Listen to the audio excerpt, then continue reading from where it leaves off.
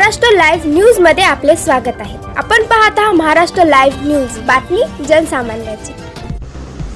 लाक्षणिक उपोषणाचा 6वा दिवस उजाडला। उपोषणकर्ते गौतम मारोतराव दिपके आणि सुमेश श्रीरंग मस्के यांनी 8 जून 2026 रोजी पंचायत समिती कार्यालय वसमत या ठिकाणी लाक्षणिक उपोषण ढोलबजाव आंदोलनाला सुरुवात केली।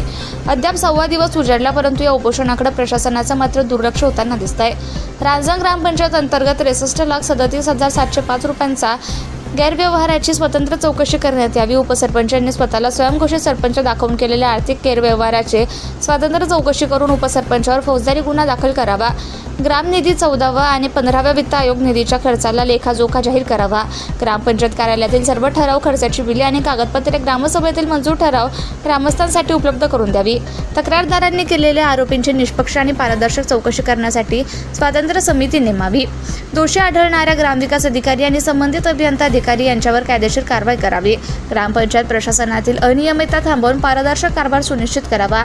ग्रामसभेचे निर्णय आणि विकास कामाची माहिती सार्वजनिक करा, अशा या 8 मागण्या घेऊन उपोषणकर्ते गौतम मारोतराव दिपके आणि सुमेश श्रीराम मस्के गेल्या 8 दिवसापासून लाक्षणिक उपोषणासाठी बसले।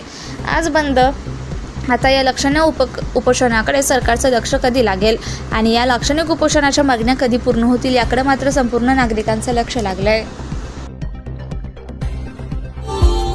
Subscribe now and press the bell icon.